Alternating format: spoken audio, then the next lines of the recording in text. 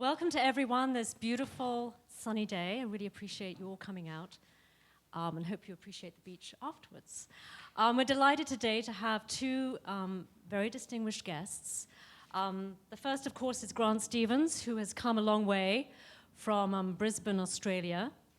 Grant was born 32 years ago, and he earned a PhD from the Queensland University of Technology in Brisbane. And he's taught there now, I think, for 2 years? Yeah. Okay. He has exhibited extensively in Australia, including the Queensland Art Gallery, Gallery of Modern Art, and the Institute of Modern Art in Brisbane. He's also shown at the National Gallery of Victoria and the Museum of Contemporary Art in Sydney. He's shown internationally, including Beijing, Indonesia, Singapore, and Italy, and he's had public art commissions and screenings, including ResFest, Digital Film Festival, the ACMI Melbourne, and the Opera House Sydney. He has had a screening of Boo Hooray on ABC television, Artists versus Hollywood at the Curzon Cinema in London, which also traveled, and most recently, Mingling at the Museum of Contemporary Art in Sydney, Australia. Grant has shown once before as a solo show in the United States, which is at the Brigham Young University in Utah, but this is his first West Coast solo exhibition, so we're delighted to have Grant here to talk about his work. And to my right here is Paul Young. Up until about 15 minutes ago, I actually thought there were two Paul Youngs in Los Angeles, because Paul Young is a man of many talents and huge energy. He is a journalist and curator.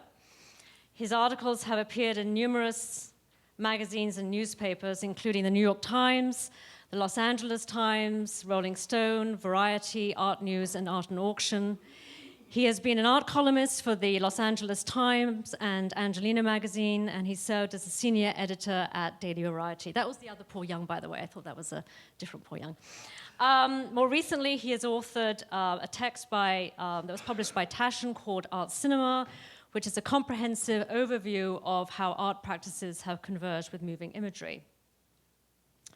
On the curatorial front, Paul has curated video programs and exhibitions worldwide. These have included, most recently, two festivals, actually one festival in Sweden last year, and Super Temporal at the Kulturhuset Museum in Stockholm. And in Lisbon's first biennial, a piece called Portugal Arte, and 2 years ago at Red Cat, The Humorous. In his spare time, Paul is also the director of Young Projects in Los Angeles, and just on Thursday night opened 10 video pieces in your gallery? Well, 2 shows. 2 shows, but include 10 video pieces, which he runs this extraordinary space single-handedly, so it's a massive endeavor. So I give the floor over to Grant and to Paul to begin a conversation. We will be up here for about 45 minutes or so, and then we will go downstairs to see Grant's show, and at that time, if you have any questions, of course, please feel free to approach Grant or Paul. Thank you very much.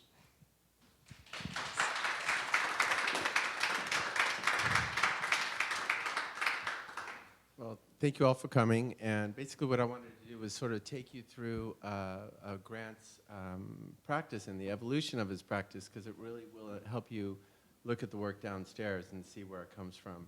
And in the process, kind of talk a little bit about one of his favorite themes, which is text in work, and we can sort of explore that area, and also some reoccurring themes in the work. But what I really enjoyed talking to Grant yesterday for the first time and exploring his work, and what I was surprised at was that your thesis was on collage, and you really were exploring collage and the way you described it to me, your interest in collage was quite interesting, how it informs everything. Maybe you can talk a bit about that. Yeah, I think one of the things when I was doing my PhD was, I guess, starting with my own practice and thinking about the kinds of processes and methods that I was using, and and particularly through video, then just thinking about what editing might be. This seemingly a kind of fundamental process that I was, undertaking in my work, and then thinking about how editing as an idea might be a kind of broader model for art making, and then so linking in an idea of editing with a history of collage in art practice, but then also looking at a history of film editing, and then also in terms of theories of writing or Right. and I philosophy. think you mentioned how collage has, you feel, being one of the primary modes of expression within modernist art and even postmodernist art and today's work, how prevalent it is. Yeah, and that was one of the things that I tried to do in my thesis was to go back through a history of art and a history of film and look at a kind of continuum maybe, or points of continuity between modes of collage and film editing, and then also of writing. And I think there's been a shift throughout that history, but I guess the more I think about it, the more I do think that collage is this kind of fundamental process that maybe emerged in early modernity, and I think we're at a point now where it kind of infiltrates all kinds of aspects of our lives, including the way that we might represent ourselves online, or we might construct our identities through fashion choices, or likes and dislikes of music or films or so on. It's also extremely popular with younger artists. I remember there were some curators that came from Spain, and they did a wide array of studio visits all over the city, and they came, and I asked them afterwards, what was your primary impression? And they said, there's so much collage. Like, everything's collage. It's really is prevalent. But it also made me sort of reflect a bit on Kurt Schwitters, and I was wondering if Kurt Schwitters also was working with concrete poetry and in sound and so forth. So I was wondering if Schwitters was an influence on you in some way. A little bit. Yeah, I wouldn't necessarily say Schwitters most directly, but definitely. I have now I teach at a university in Brisbane, and a colleague and I have this ongoing debate about, she says Kandinsky's more important. I always say, no, it's Picasso, because without collage, without those really early collages, I think that, the art world might look completely different. And collage is so much about appropriating, and so maybe we can take a look at a very early work of yours from 2003 called Danger Zone.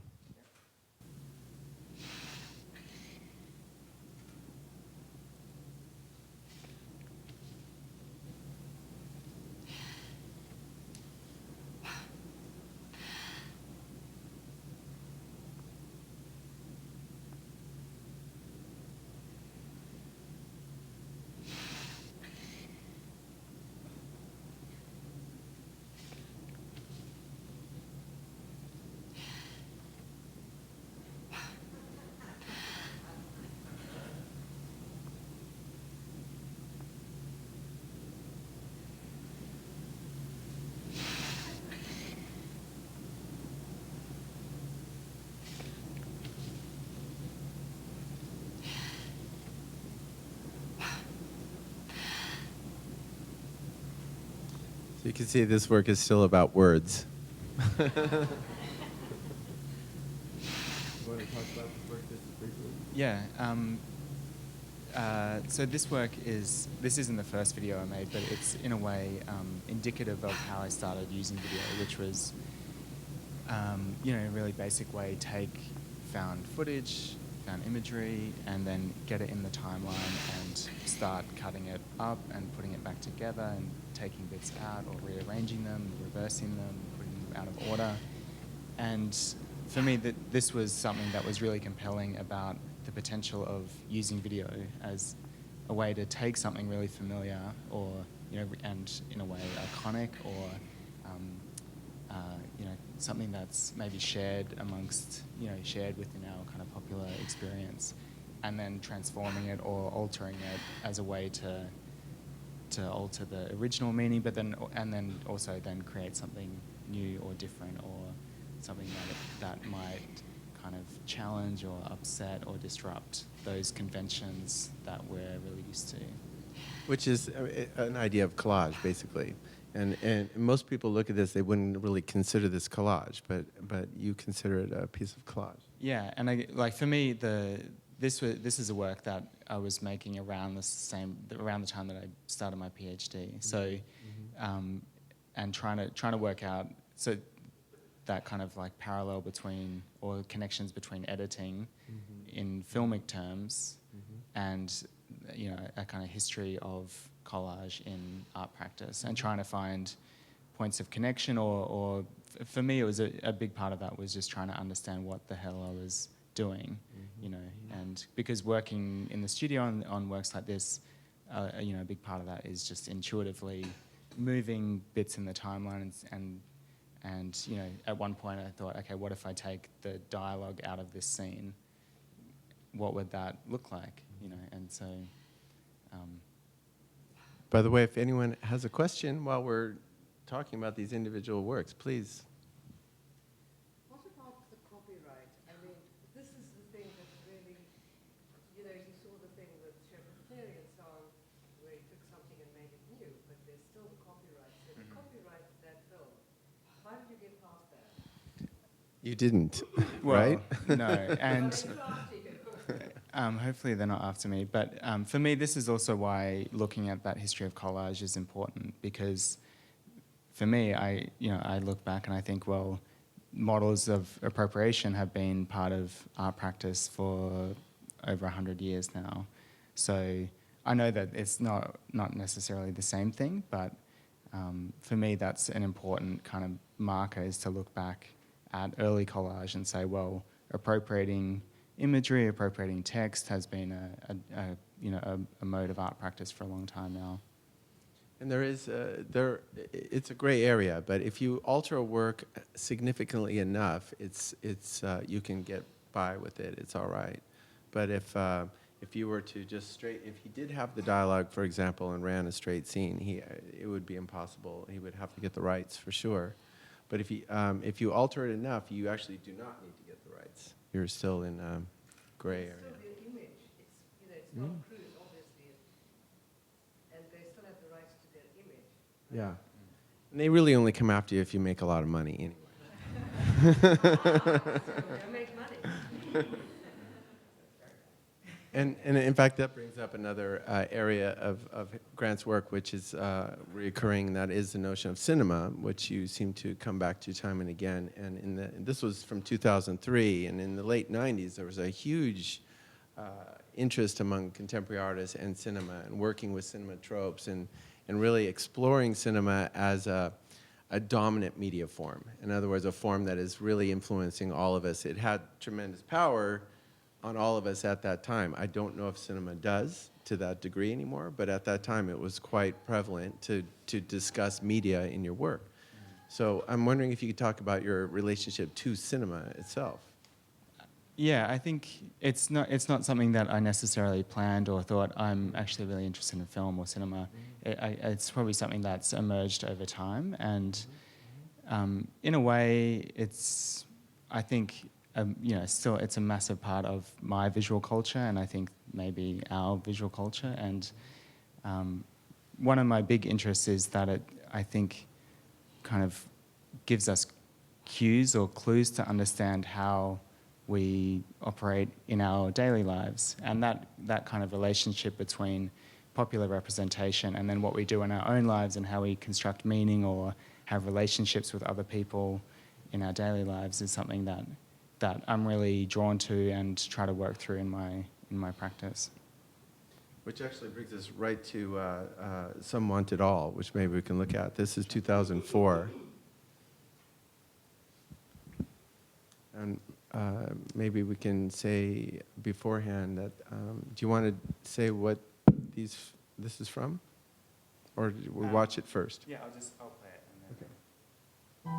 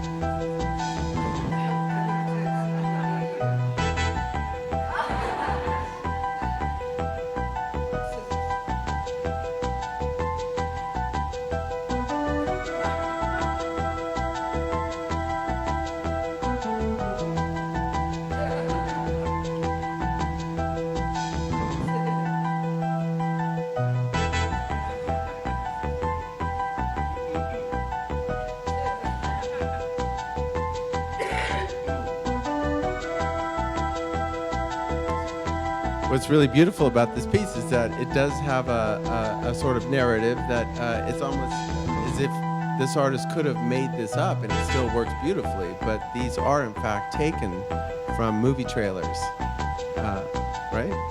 Yeah, so I guess this way of kind of constructing a narrative or working with material has become kind of quite prominent in my practice. So the way that I constructed this was go through just watching movie trailer after movie trailer and taking notes and writing down lines and accumulating them into a huge list of potential plot lines and then putting them back together into something that's potentially plausible for the first 30 seconds or 45 seconds and then starts to get more and more unwieldy as it goes on. So,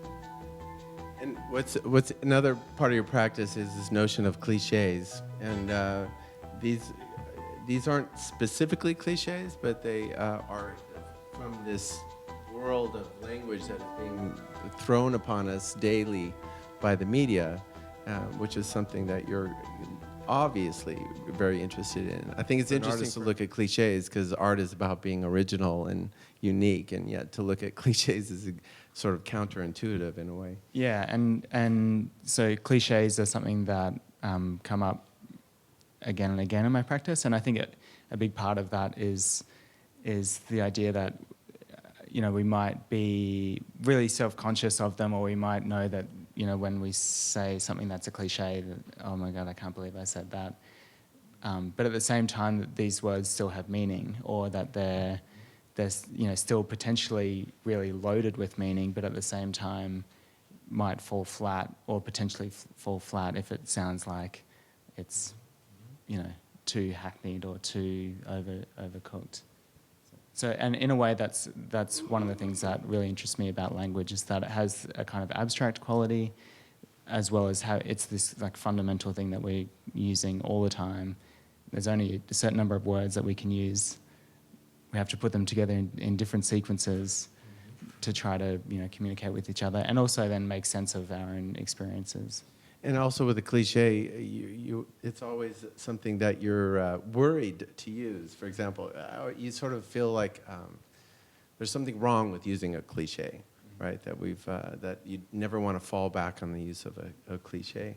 So how is it, and you can actually look at artists like Ed Ruscha, for example, who you've talked about, as someone who looks at the emptiness of words and how words are ineffective in expressing a feeling or an idea or something. This is what Ed has been looking at for most of his career. And so this is something also that you're kind of exploring. Yeah, yeah. Do you want to jump in? Oh, I'm sorry. Okay. Ed Ruscha's work has been really influential for me from when I was an undergrad student in art school. And it's something, at that time I thought that I didn't like language. And then I for some reason was really, kept going back to using words in my own work. And then I saw Ed Ruscha's work, and there's something, the humor in there I think is something that I really identify with, that kind of deadpan humor that potentially it falls flat, but at the same time, maybe they're really also evocative, or, create kind of mental images or something that. And yet you made a conscious choice to work in a film medium as opposed to canvas or photography. Why? I think in a way it goes back to that Tom Cruise work, and works like that, this potential to make something that's potentially entertaining, potentially engaging, and potentially funny, or holds attention. And that's something that I wasn't able to achieve in other mediums at that time. So that was, for me, to be able to make something that I actually wanted to watch was a big achievement. And that's still, for me, that's a benchmark when I'm making works now. I think, okay, if I walked into a gallery, if I saw this somewhere, would I watch this for more than 10 seconds, 30 seconds? Would I stay and watch the whole thing? And yeah. And entertainment has been a bit of a nasty word for contemporary artists, so it's also an interesting choice. So that was 2003. 2005, we see you kind of moving into an area where you're actually testing the viewer a little bit more, where you're actually making it a little bit more difficult to comprehend or read the work. So let's look at Like Two Ships. Again, it's working with cliches. It was right in the dead of summer. He was a little green behind the ears. Some people sail through life on a bed of roses, like a knife slicing through butter. But people who wear glass slippers shouldn't kick stones. Everything was peaches and gravy, until he sailed close to thin ice. Soon, he was up a tree without a paddle, because that's what really separates the wheat from the sheep. Predicting is difficult, especially when it involves the future. But it was clear that if he followed it through, he was going to open up a whole new wormhole. See, if you let that sort of thing go on, your bread and butter will be cut right out from under your feet. It's not like it's rocket surgery, but once you open that can of worms, they always come home to roost. He wasn't the brightest cookie in the lamp, nor the sharpest knife in the deck. So after he'd swept the rug under the carpet, he grabbed the bull by the horns and ran with it. He was shooting from the seat of his pants, and soon he began to rattle some feathers. He had bigger dogs to fry. So he thought that if he got his foot in the door, it would get the ball rolling. While he understood that you've got to stick your neck out on a limb sometimes, he also knew that you'll get into hot water skating on thin ice. Once again, his Achilles heel had reared its ugly head, and he began running around like a chicken with its legs cut off. Eventually, he decided it was time to tackle that hurdle, and he plotted a plan that sounded good on paper. He was going to run it up the flagpole and see if it made a splash. He thought he'd hit the nail on the jackpot, because although he could dish it out, he couldn't take it with him. It's sad, but when you boil it down to its nuts and bolts, don't do the crime if you can't get out of the kitchen. He left the door wide open, but they didn't take the bait. The idea went over like a ball of wax. He'd been led up the garden path and then had it pulled out from under him. Although he tried to step up to the plate and pick up the pieces, he soon began to fly off the deep end. A sound mind and a sound body go hand in hand, but now he had to zip up his lips and throw away the key. It made his hair stand up on the edge of his seat, and shivers ran up and down his throat. Soon he was grasping at the straw that broke the camel's back.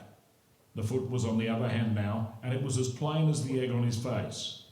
He took to it like a fish out of water. So you see what he's doing? He's got, you're reading one cliche, but you're hearing the same cliche, but told slightly differently. So you're constantly going back and forth between memory and present and your knowledge of certain cliches. And but to me, it's interesting also the use of words for each generation, because you have artists in the 20s, 30s, and so forth, who are using words as a way to question the two-dimensional plane, in a way to sort of break that plane and actually make you think about the surface in a different way. Then you have in the 1960s, you have the conceptual artists who are using words in a very different way to question the object and question space. So you have Lawrence Weiner offering a word or a phrase with no object. It's just a word or phrase, and it sort of makes you question what is an object, what is an artwork. And then you have these experimental film artists who are then looking, incorporating the use of time, because basically words are a time-based medium. They exist in time. So to tell any kind of story, so forth. So a lot of these film artists are using words to explore that. And essentially, it's a form of minimalism. They're just stripping it down to the basic idea. And you have these artists in the 60s and 70s who look at words in the way that, say music was a kind of, if you look at music as a form of abstract painting, like there was always this association. So these conceptual artists are looking words in the same way as an abstraction of an idea. So now we have a younger generation like Grant who's using it in a quite different way, but also in realizing and recognizing this tradition. Yeah, and I think, I'm really interested in that history of text-based art and of experimental film, but in my own practice, I think the reason I go back to language is to work out how we use it, and we use it in really different ways, in different formats, sometimes really formal formats, sometimes really casual, sometimes throwaway, sometimes really concrete, sometimes really profound, sometimes really banal. And for me, a lot of my work is just trying to work out all of those different ways that we use language in our lives as a medium. Well, where we were going is this notion of the personal, and then this piece in 2007, really, is quite interesting because you're bringing a personal element to these words.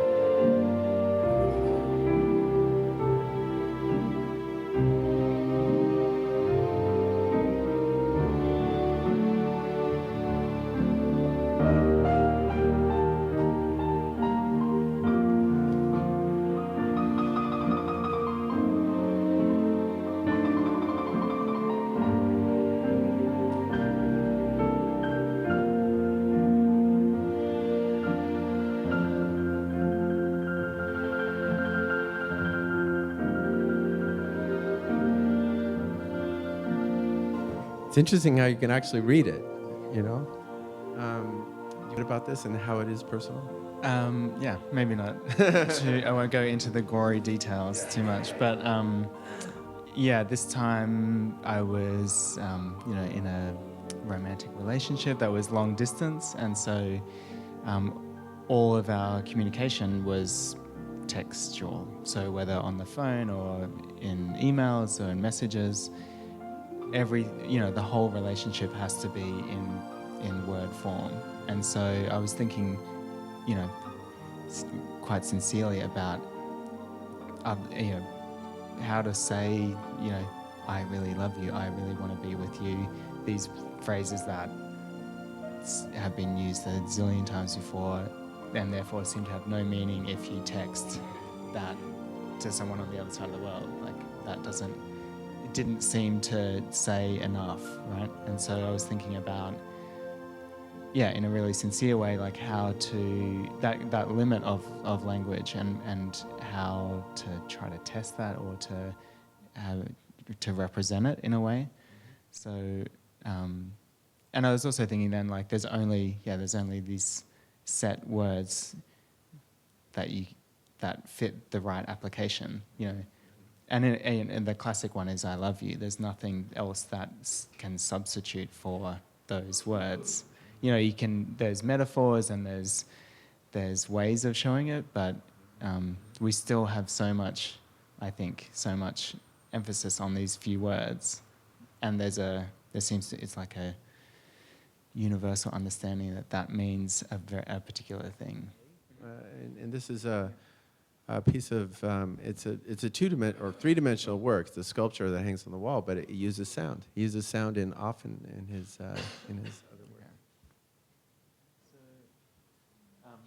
So I'm not sure how much detail you can see, and unfortunately I haven't worked out a great way to show still images with the soundtrack. But so this is I did a residency in Santa Monica in 2007, and so this was a work that I made months after the residency, and in a way based on this road trip that I'd done with an artist who was doing the residency in the room next door to me.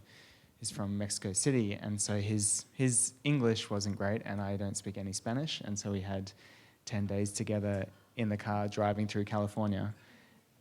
So this is a car stereo that's mounted into an image of redwoods in Big Sur, and then when it sits on the wall, those kind of wings wrap around you. For me, it was a visual reference to the windscreen of the car stereo, driving through these epic landscapes. And in a way, I was still thinking about language, even though there's no language in the work. That was kind of something that I was thinking about. We were stuck in this car, having these amazing experiences, and barely being able to communicate about them. So. And sound is also such a way to bring about emotion. I mean, really, for video artists in particular, sound is such an essential element to. I mean, it can give you goosebumps, and it really is because of the sound. And sound is such a crucial element to these works. What's the sound element in this? It's an electric guitar track that I had commissioned. So, actually, I was talking to Lisa about this last night about driving around California and Led Zeppelin's on all the time. And so having those experiences, I'm quite into electric guitar as well. So the way I commissioned a session musician to do a soundtrack that was based on a number of guitar solos that I'd played for him.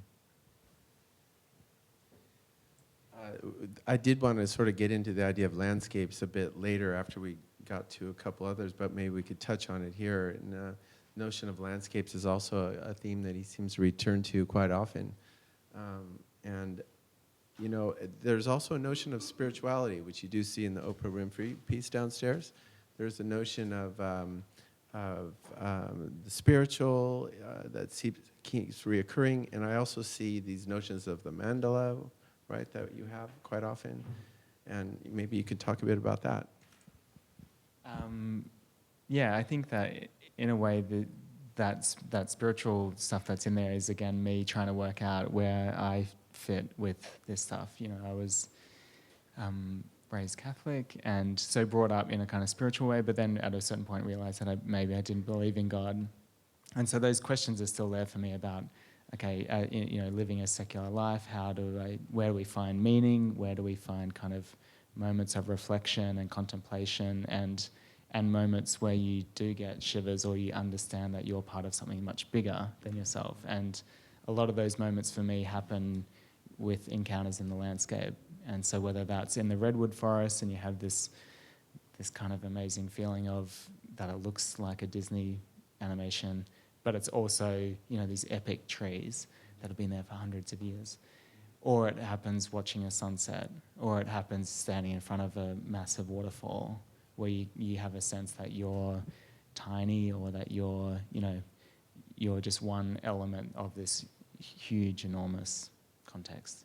So when I talk about it, I feel really like existential or something. So that's a big part of it, is like I'm really self-conscious of those I was going to moments. say there's always this tension between is it sincere or is it cynical? And that seems to come through all the works. And I think that's a very interesting tension because it's the same tension we feel as the viewer.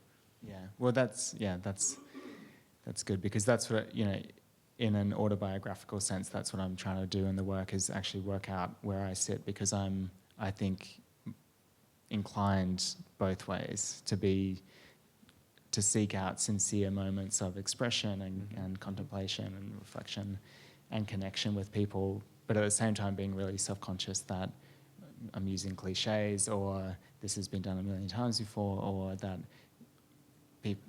that this sunset happens every day and it's going to look like this tomorrow. And so if I want to have this experience again, maybe I can just come down to the beach and watch the sunset again tomorrow. And that's actually we could look at In the Beyond, which is actually a nice representation of some of these ideas we're talking about. This is from 2008. So here is, once again, it's very personal, but these are not Grant's personal feelings, but those found on MySpace, right?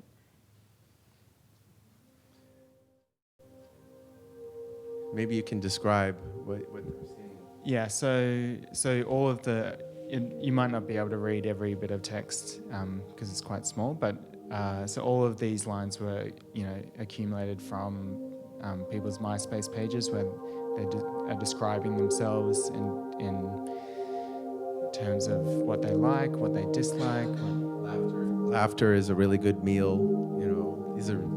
Yeah, so there's some kind of sayings that you might live your life by, and there's also experiences like I went to London and I really loved the food, or I like sleeping in, or so I was looking through these pages and I became really interested in this way that we used text to construct our identity, and I think particularly maybe more and more with when we're constructing our online identities, that again these are somehow like a collage of likes and dislikes or references that we can build, whether it's MySpace or Facebook, we can build a kind of profile of ourselves that's potentially a different way of constructing identity than we've had previously.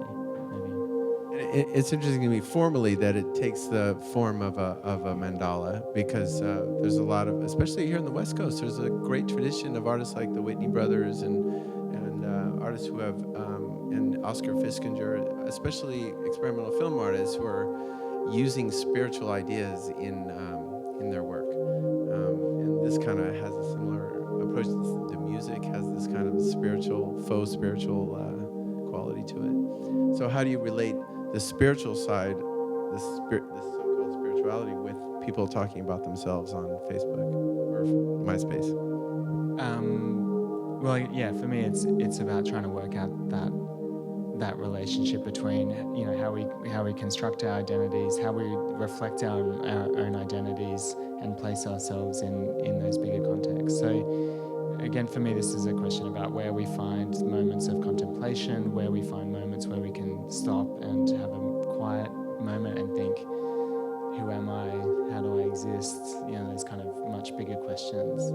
But also, like when I read the texts, hopefully it's a bit funny because there's kind of profound things mixed in with banal commentary of food likes and dislikes. Well, it's interesting because it goes right into this idea that you're now kind of exploring, which is this notion of this data sphere that we're all swimming in. Just like so much data coming at us everywhere, and the piece downstairs is really an attempt to visualize that data world that we're now swimming in. And maybe you can talk a bit about that. Yeah. So the 4-channel work downstairs is, in a way, again, me trying to imagine what it might look like in here and in here. So those things that are swimming around, those connections like food or existential questions or memories or likes and dislikes. So it's in a way I attempt to try to map that or visualize that, but also then about what the internet might look like, or so the way we navigate information now, you know, in my mind, is there are these kind of clusters of information or clusters of text that you can go to and you can find a list of the world's most popular cities, or you can go to a forum and read complaints about restaurants, or you can find out the 200 most dispensed prescription drugs.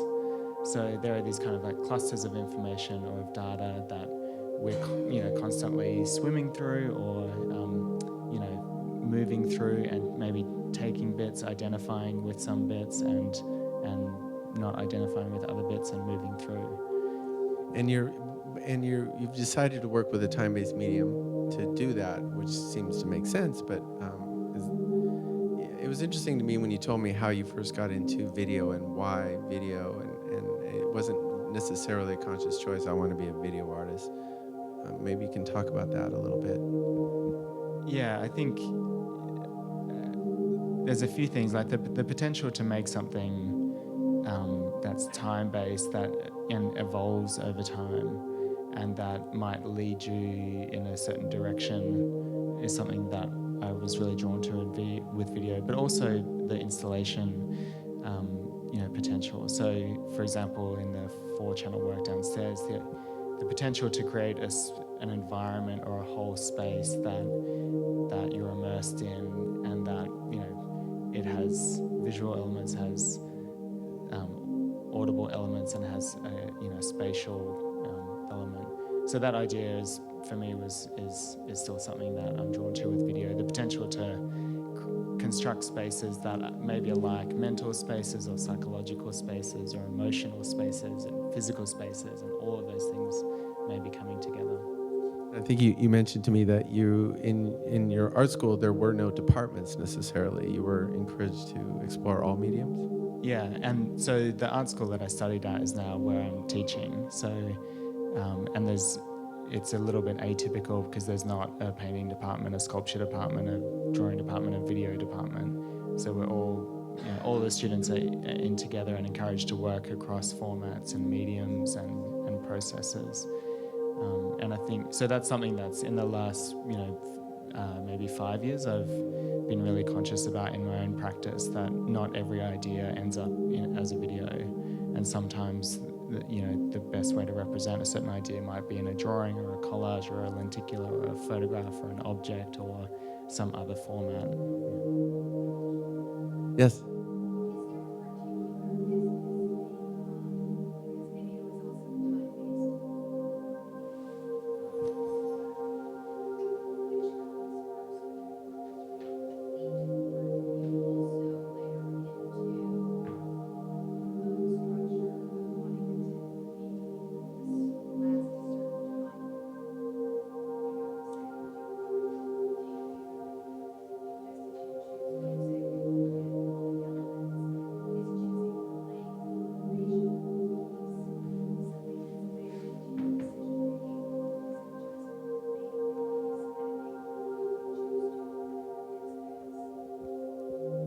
Yeah, it's a really good question, actually. I tend to have rules for myself for living but also for making work, and I try to typically make videos that are around 3 minutes. So in my mind, it's like a music video format. So it's this temporal period that potentially we can last through. We can last through 3 minutes or 3.5 minutes or a 4-minute song or a music video. So a lot of the videos that I make are around that time. But then when I go beyond that time, when I make videos that are longer, that's a deliberate decision. So, and with those videos, so the more narrative videos, I try to stick to like 3 minutes, 3.5 minutes. With a work like this is 7.5 minutes, and loops. The work downstairs is 11:19, 11:20, and so that's a deliberate, deliberate move, is to make something that you might not stay and watch the whole thing, or it might not be meant to be read within that you know, a short temporal period. It's maybe something that washes over you or that you experience that's, you know, not outside of time, but it's not locked into a specific time format. Works the best at. And do you notice that there's certain expressions that you want to give that only work with video as opposed to other formats? I'm not really sure how to answer that because I haven't probably tested it, but the way I work now is I tend to, you know, might be accumulating images or text and think about the kind of effect or the experience or, you know, maybe cognitive or emotional space that I want to create with each work. And so that therefore dictates so fairly quickly it would be clear to me like, oh, that idea should be a collage, or this idea has to be an object because I want it to have a kind of physical presence, or this should be a video because there's a narrative structure in there, or because I want it to have a, you know, meditative, you know, quality. So. And historically, institutions have been a little bit reticent to have screens in their museums. It's something that we're still a little bit uncomfortable with, and I wonder if you can talk about if your feelings about that and having screens in, say, a museum or something like that. I think that it's becoming more and more common, Mm-hmm. and there's been certain complaints about international shows that there was too much video, I couldn't see it all, and so. Yeah, I think that like one of the reasons I keep working with video and even the other works like the objects is trying to engage with actually what it means to spend most of our lives either looking at a screen or next to a screen, and we have screens that are the size of our palm, and we have screens that are this big, and we have screens that are cinematic. And they're all different kinds of experiences, but I think linked in medium and linked in kind of in a visual language. And so a lot of the work that I make, whether video or not, is trying to maybe deal with those formats and those ways of communicating. There was a work that actually really informs One Downstairs that preceded right before. It was from 2011 called Thinking and Feeling. Maybe we can see a bit of that one before going downstairs.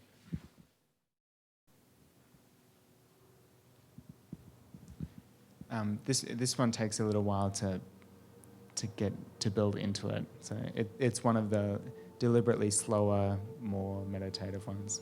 It's a warning.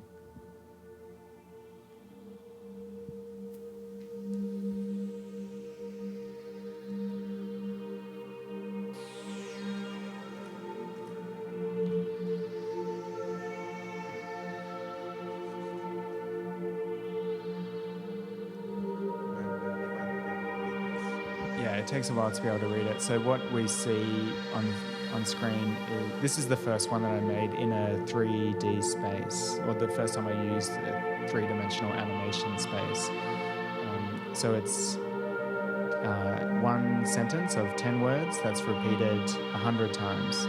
So there's a kind of ball of text that's 1,000 words, and then what we see on screen is from a camera moving in towards that ball of text and then moving back out. And so this is also the way that I constructed the 4-channel piece downstairs. So it's constructed in a 3-dimensional space, and the work downstairs is 4 cameras moving through that one space.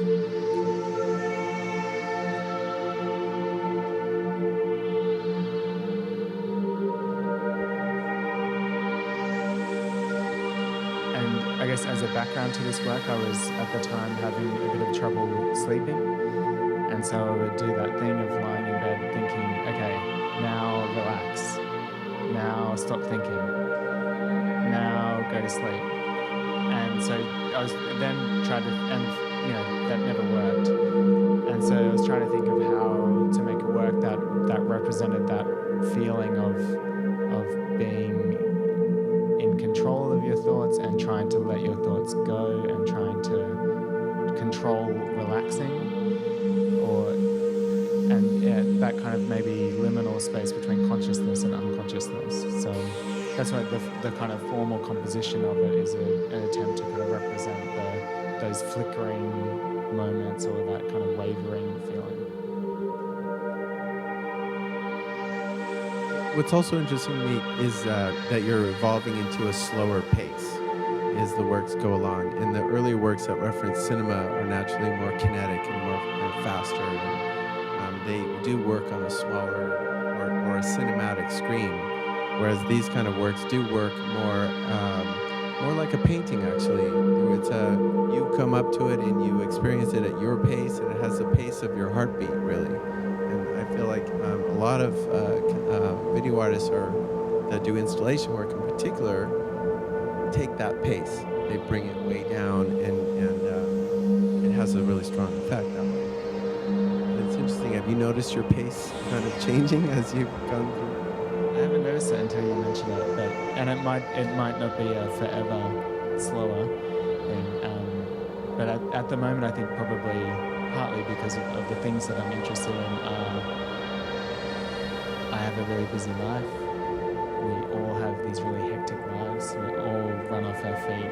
I don't know anyone that says, my week was great, I was really relaxed, and I got through all my emails on Monday, and then I had the rest of the week relaxing. So no one says that. So we're all really busy. And so I think those are the things that I'm interested in. And therefore, I think trying to find ways to slow down or have, even just for myself, have those moments of quiet or solitude and relaxing. And I'm wondering if you do relate this to painting. And the reason why I ask is the piece with the love letters, for example, that was very much about sort of a pattern recognition. You're looking at the surface and your eye is going along on the surface in the same way that we look at paintings. So for me, that piece is very painterly, and it has a painterly approach. And I'm wondering if you do see these as paintings in a way. I don't necessarily see them as paintings, but I think a lot about composition within the frame. And that's something that I'm drawn to it with video is that there's a composition in the timeline, so that temporal editing of the timeline, but also then a composition within the frame. And I think particularly with animation, where you can control these things and place them wherever. So I spend a lot of time shifting things a little bit and shifting things one frame at a time in that timeline as well. So. Guys, this was the smallest sliver you could possibly. He has, how many works have you made? Video works? I'm not sure. Yeah. Far too many that we could ever look at in one sitting.